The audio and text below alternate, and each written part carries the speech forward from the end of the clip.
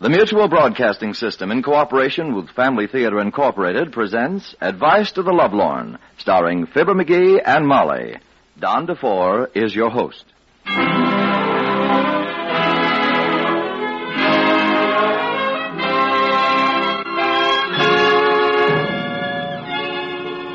More things are wrought by prayer than this world dreams of.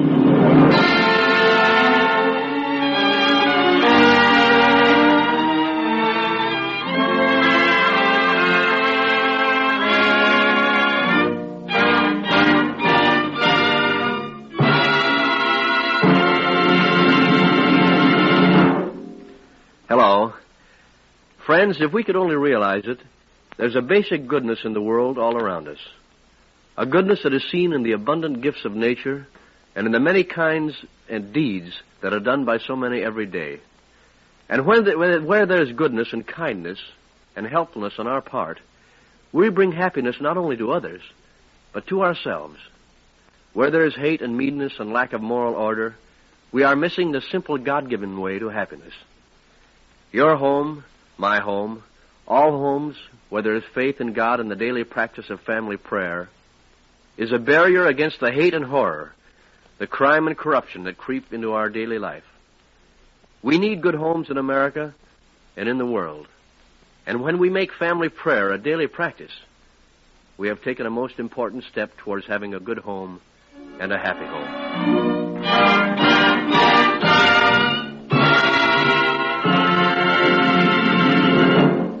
Don DeFore will return later in the program. Now, Advice to the Lovelorn, starring Fibber McGee and Molly.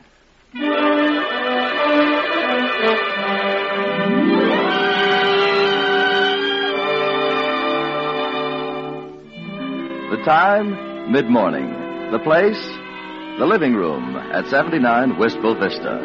And the people, Fibber McGee and Molly. Hey, here's an interesting item in the paper, Molly. Guy in Chicago claims he's got a dog that can talk. Mexican hairless. That talks? Uh-huh. What does he say? Hand me the hair tonic? That's the trouble. The guy can't understand a word of Mexican.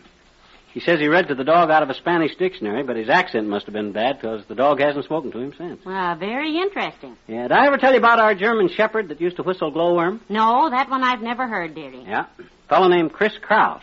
Herded sheep on my Uncle Sycamore's ranch and used to whistle all the time. Oh? Oh, hey, did you see this test in here? Hand me a pencil. Oh, now, McGee, don't take any more of those IQ tests.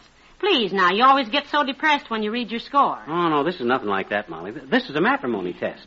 You answer these questions, see, and it shows how good a husband you are. Or I am. Oh, no. Throw that thing away, sweetheart. Huh? I'd hate to find out that you're the wrong husband for me at this late date. I think I'm going to keep you. Yeah. Okay, kiddo, if you think it's permanent. It's only one thing a fellow needs to be a happy husband anyhow. What's that? A wife like you. Why, McGee, that's the nicest thing you've ever said to me. Shucks, that's the nicest thing I ever thought of. My gosh, I've had almost 30 years to think of it. I should come up with something by this time that... Wait a minute, McGee. There's somebody at the door. Come in. Oh, hello, Dr. Gamble. Do come in. Thank you, my dear. And how are you today, bucket shape? Fine, splint salesman, fine. How are things in the fracture ward? You still getting all the breaks? All the bad ones, yes. And business, I'm sorry to say, is looking up. Naturally, it's looking up. Your patients are always flat on their backs. Oh, McGee, don't talk like that to the doctor. Well, He's perfectly right, my dear. Oddly enough, my patients are always flat on their backs before they call me.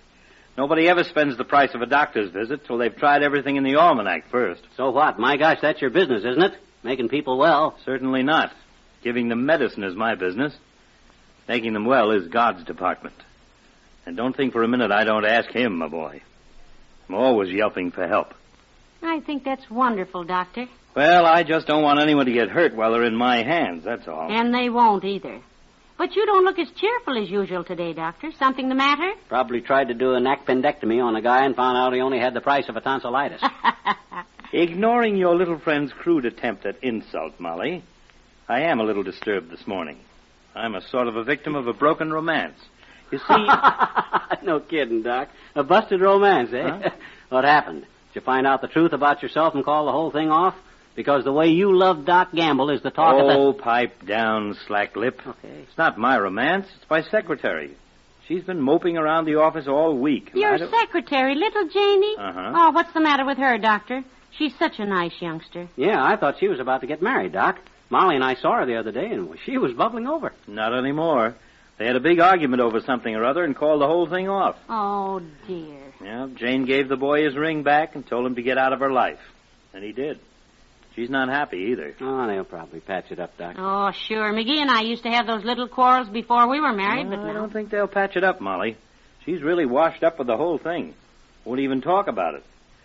Doesn't help any that her roommate just got married either, and Jane's living by herself. Oh, for goodness sakes. Well, it isn't going to help the child any to sit around and brood about it. If she's really going to forget about it, she ought to start right now. Sure, my gosh. What she ought to do is get out, go places, have dates. I wish there was something Say, I wonder if she'd like to drop over and have dinner with McGee and me, Doctor. It isn't very exciting, but it might take her mind off Right, herself. that's exactly what the kid needs. To go places, do things. Call her up, Molly. We'll pop some popcorn, play some rummy, maybe open some root beer. Oh, now, let's not overdo it, Diamond Jim. Let's not strain the girl's nerves with too much excitement at once. I think Janie'd love to have dinner with you, Molly. Anybody who wouldn't ought to have their taste buds examined. Oh, Doctor. Now, she's very fond of you, I know. And strangely enough, I say strangely because she's a very intelligent child otherwise, strangely enough, she has always liked little Millstone here, too. That's because she's a good judge of character, Needle Nose. Uh-huh. Although why she ever came to work for you is a mystery to me. Now, McGee, stop it. I'll call her this afternoon, Doctor. Say, can you come to dinner, too? Oh, you're breaking my heart, but I've got a medical meeting, Molly. Now, look, don't say anything to her about my having talked to you, of course. I wouldn't want her to think I'm trying to run her life for her. I just hate to see her in the mood she's in. Don't worry about a thing, Doctor. The case is as good as closed. As a successful husband of nearly 30 years standing, I feel well qualified to advise the younger generation in matters of the heart. I shall be happy. Do me a favor, mastermind, and keep your advice to yourself. You just furnish the laughs. You can do that unconsciously. And Molly will furnish the food, and I know Jane will feel better. Well, I've got to run along now. Thanks a lot, Molly. Not at all, Doctor. We love having her. Sure, don't worry about a thing, Doc. Run along now. Okay, now here's the plan, Molly. You call her, see? Plan? And, sure, you get her on the phone and ask her over. I'll run down to the Elks and dig up a guy for her. I know a fellow down at the Elks. Wait, McGee. I don't think we ought to get her a date. After all, she probably feels pretty badly now. That's exactly why she's got to have dates, Molly. Go out, meet people, do things, meet new guys. You know how airplane pilots, when they crack up, always grab a plane and take off again. It's the same thing with... Here, I'll get Doc's office on the phone for you. Hand me it. Yes, but now, McGee, you should... Thanks. Hello, operator. Give me Wistful Vista 16. Oh, for goodness sake, is that you, Mert? Oh, dear. How's every little thing, Mert? Tis, eh? What's say, Mert? Your brother. Working as a disc jockey, eh? Oh, wonderful. Playing records on the radio, huh? Riding a plow on the farm. Oh. What's say, Mert?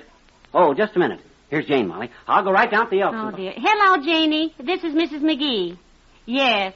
Oh, fine. Say, we were wondering if you'd like to drop over after work.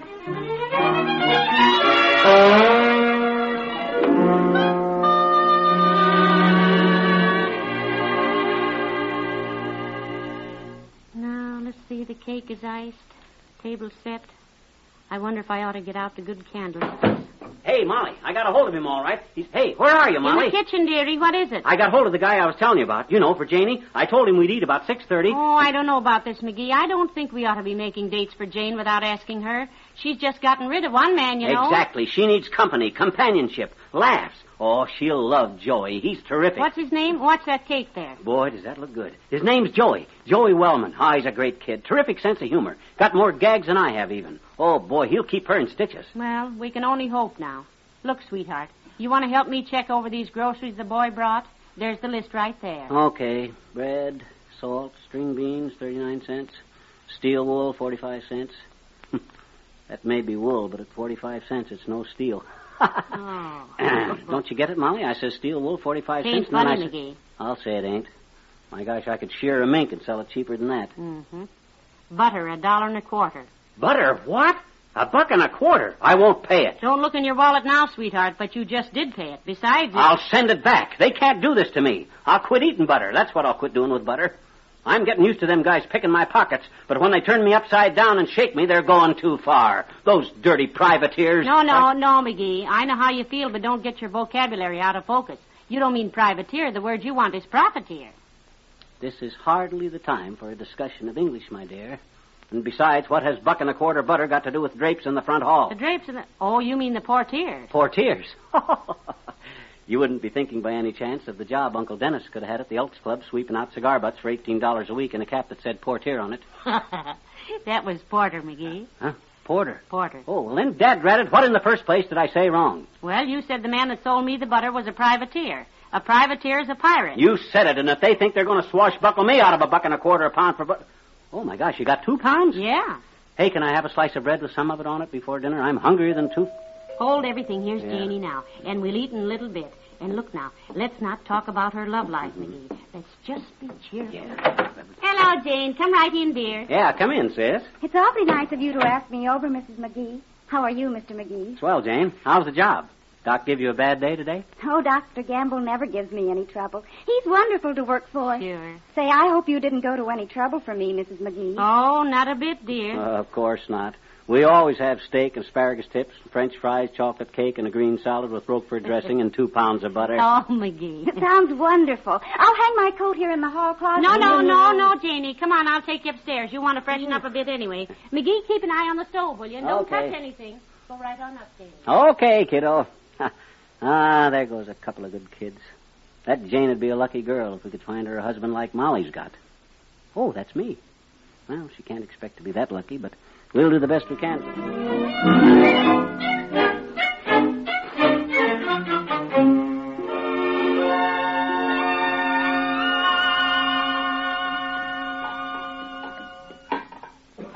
Hand me that pot holder, will you, Janie? Thanks. I'll make the salad, Mrs. McGee. When Davy used to come over, I always made salads for him. But that's over, thank goodness. Mayonnaise in the icebox? I set it out. It's on the sink there. I've got it. Mr. McGee loves salads, too, when I make him eat them. Lettuce is in the colander there. You can just go right in. Dinner about ready, Molly? I'm hungrier than a Almost, couple... dearie. You just relax now. Watch the skillet, Janie. Okay. Anything I can do to help? Not a thing, McGee. I'm putting the coffee on now. Okay, I'll go watch her. Or I'll be in the living room. He's awfully sweet, Mrs. McGee. I suppose Dr. Gamble told you Davy and I split up for good. I gave him back his ring. Yes, I believe he did mention something about it. Hand me the salt when you're through with it, will you? Here you are. You know, it really feels wonderful not to have anything on my mind these days. Wonderful. I think if a couple can't get along, they ought to find it out before they're married, don't you? I certainly do. Oh, we're delighted you could come tonight. Now that you're back in circulation, you must be having lots of dates and rushing around, huh? Oh, not me. I'm strictly an old maid these days, and I love it. I get along fine. Sure. Anytime you have time on your hands, you'll have to drop over here and help me out. There's always something to do around this house. Mr. McGee is a full-size job, you know. I get the biggest boot out of him. I think it's cute the way he rushes around letting everybody know he runs things here. You two have a nice life, don't you? Wonderful. There was a time when I thought I'd have a life like this, but no more. Oh, you will. McGee and I've had our troubles, but they've all been happy years. We sort of balance each other. He leaves things lying around. I pick them up. He gets big ideas. I listen. He loses things. I find them. It's never dull. You need anything else for the salad? No, I've got everything. Hey, Molly, Joey ought to be here pretty soon. What time is it, anyhow? About 1:30. Dinner will be ready by the time he Somebody gets here. else coming over? Oh, didn't I tell you, Janie? I got to thinking about you being over here by yourself, sort of, kind of. And, well, I happened to run into a friend of mine downtown, so I asked him over. Well, that's... I hope you didn't ask him just on my account, though. I mean, I love just being with you and Mrs. McGee. Oh, you'll love it even better with Joey here. What a sense of humor. He'll murder you. He may be a little hard to know at first, but he's the kind of a guy that grows on you like... Like a wart? Yeah, no. Joe, that's him. That's him, right on the button. I'll get the door. McGee thinks you ought to meet a lot of new boys. Get out a lot, Janie. I wasn't too sold on the idea myself. Oh, I don't mind. This Joey sounds like fun, maybe. It's just that I don't want any more boyfriends, that's all. I've had enough. Well, now you just do as you want. Nobody there, Molly. You know, that's funny because I knew I heard... That's me, McGee. Joey, ring the front door bell and run round the back wellman. That's a rib, Phil. Oh, dear. Joey, my gosh, I should have known you'd make an entrance some way. Molly, this is the guy I told you about. You should have told me more. Oh, so this is the chick you dated me with, huh? Say, this lass has class. Oh, baby. No. I'm Mrs. McGee. That's Miss Ryan over there, Mr. Wellman. Janie, this is Joey Wellman. I and him bowl together. Yes, sir, and I'm always on the ball. How are you? Oh, in the pink, baby, in the pink. Say, something smells awful good. What's Ryan? You hear that, Molly? Ah, Joe, you slay me. No, you slay me. Mine's got a busted runner. Oh, pretty snappy, huh, Pappy? Heavenly days. Well, I hope you're good and hungry, Mr. Wellman. Am I hungry? Well, I wouldn't say I'm a big eater, but when I looked at that skillet just now, one steak turned to the other and said, "It's no use, Mac. We're trapped."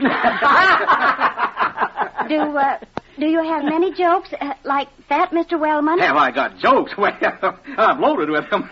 Why, I got more Snickers than Dr. IQ. Oh, no. Look, McGee, you boys go on in and sit down at the table. We'll bring the food right in. Go ahead now. Okay, kiddo. What was that gag you pulled at the Elks, Joe, about how cold it was in the dining room? Oh, you mean... I wouldn't say it was cold, but the baked potatoes kept putting their jackets back on. Yeah, that's the one. And the lamb chaps come in wearing 2 pair of pants. Yeah. You remember what I was saying about staying single and liking it? Yes, I do. And right at the moment, I can't think of a single argument, dear. Come on, let's eat.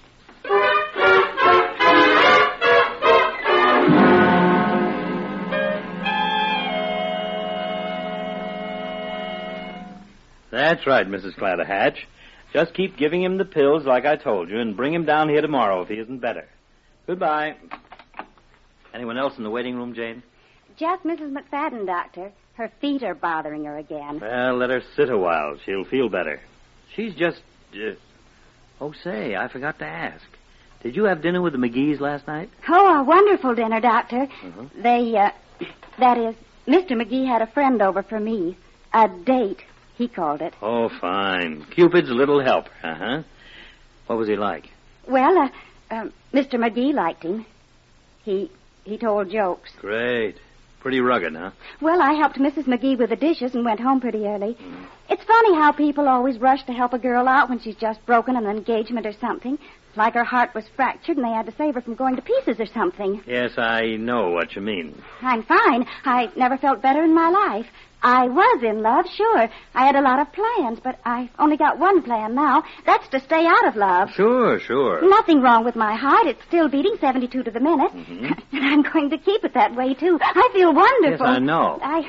Do I look like my life is ruined? I've never been more relaxed in my life. All right. I believe you. But look, Jane, do me a favor, will you? What's that, Doctor? After this, don't put the thermometers in the sterilizer anymore, will you? They break, see?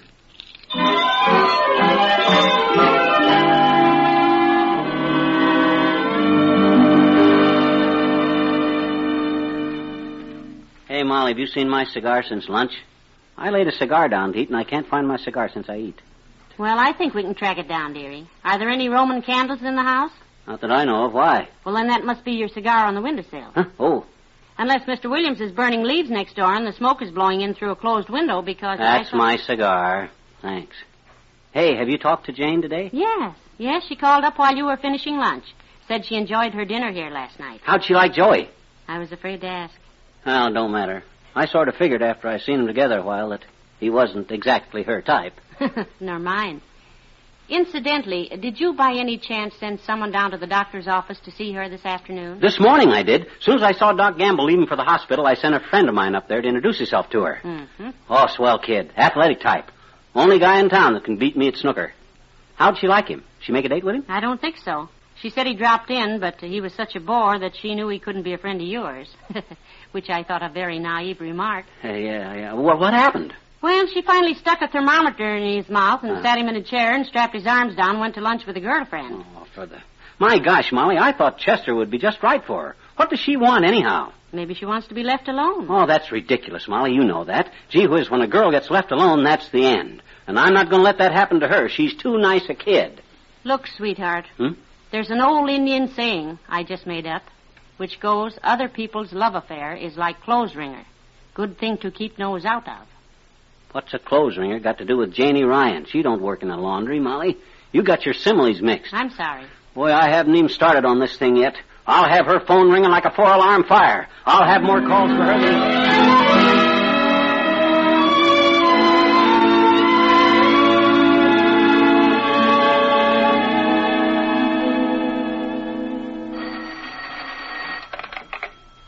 Dr. Gamble's office.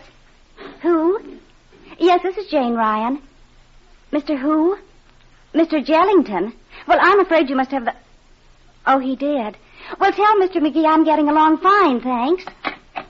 Call for me, Jane? No, it was another candidate for a date, Doctor. I don't want to hurt Mr. McGee's feelings, but this is beginning to get a little silly. Why, that stupid little... How many so far? 5 phone calls. One fella rode up and down in the elevator all morning and gave the operator $1 to point me out to him. Yes, you told me about the cab driver and the soda jerk who took off his apron and sat down with you. Yes, and then there was a man who delivered a package, and then... Oh, if that's for you, hang up. And if it's for me, I'm out. I'm going over to McGees.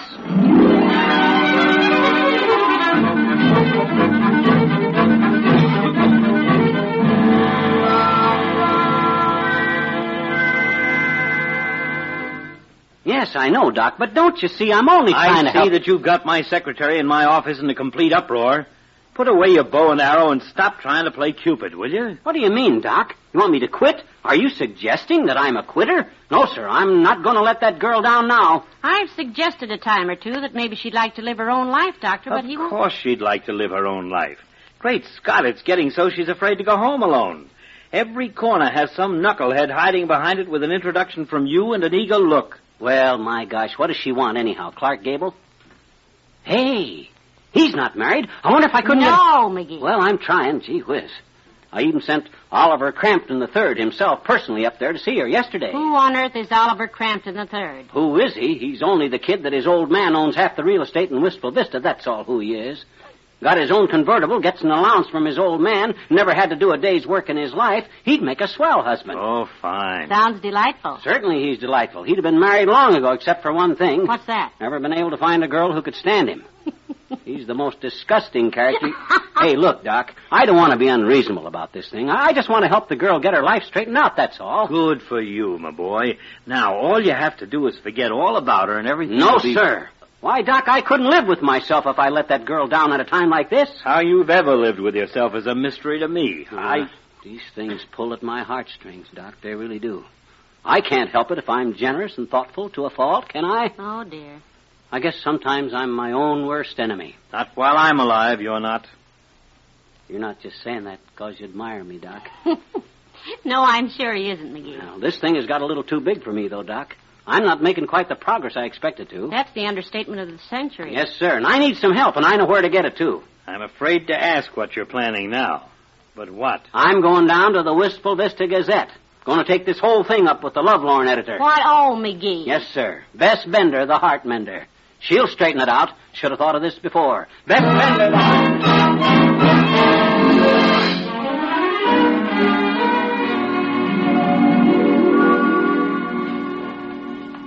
So I laid the whole deal right out on Bess's desk, Molly. I and the Lovelorn editor analyzed the whole situation. Oh, wonderful. Yes, if sir. Bess Bender's handling it, now we can let the girl alone, can't we? No, sir. Listen. We went over how Jane busted her engagement in the first place, see? And then we went over all the guys I lined up for and figured out just what kind of a guy she don't like, you see? Well, that covered quite a field, too. Yep. So finally, we figured out what kind of a guy she does like. Now, all you got to do is grab the phone and ask her here for dinner again. I got the guy lined up. Oh, no, McGee, not again. But no. Molly, I told you, I got the whole thing figured out, scientific this time. We analyzed it. You get her over here. And if she don't like this guy, I'll never say another word about it. Oh, dear, hand me the phone. Here we go again.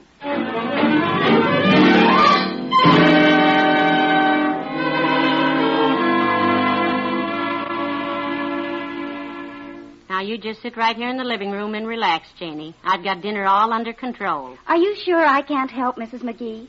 I haven't had much chance to fool around the kitchen lately. Gets kind of tiresome just cooking for yourself all the time. No, you just relax, sis. I got a surprise for you, maybe. There's a possibility that there may be 4 of us for dinner tonight. Oh. Oh, no, not Joey. Nothing like that. This is just the fellow that you... It's the fellow that Mr. McGee has scientifically figured out as the type for you to fall in love with, dear. You betcha. She may as well have all the brutal facts, McGee. You betcha. Well, I sort of hoped you'd given me up, Mr. McGee. I did tell you I was all through with love, you know. I wish you'd believe me. You don't even believe it yourself, do you, Janie? No. Things... Well, they don't seem to be working out. I don't know. I get pretty... Janie, we need some help. Some real help. And when you're in trouble, All you have to do is ask God for help. He's never let me down. Just ask him. Oh, I do, Mrs. McGee, I do. I pray every night that... Hold everything, kids, hold everything. Hot dog, hot dog. Come in, come in, come in. Hi, boy. Come right in. Well, hello, Mr. McGee. Molly, this is Dave Nolan. Dave, this is my wife, and this is... Davy! Oh, Davy! Janie, honey. Oh, gee, I've missed you so. I missed you, too. Oh, I've been so lonesome without you, Janie. Oh, honey, do you Look, forgive I'll me? take the flowers and the candy, Dave. This is no time to be standing there with your arms full of I packages. didn't say that. I'll get a vase for the candy or a dish for the flowers. I mean, McGee, don't just do something. Stand there. Come on, they probably got stuff to talk about. Yes, you can help me get dinner on the table. Heavenly Dave. Oh, Dave. Oh, McGee, isn't it wonderful? You did do it. Sure. As soon as I got the proper coaching, everything worked out perfect. Oh, he's such a nice-looking lad, too. Say, does he have a job? What does he do? Oh, didn't I tell you? He's a newspaper man on the Gazette. Newspaper man? A reporter? Oh, he does everything. Some of the staff was sick this week, and he was doing Bess Bender, the heart mender. Oh. So they had him writing the advice to the Lovelorn column. What? I'm hungry.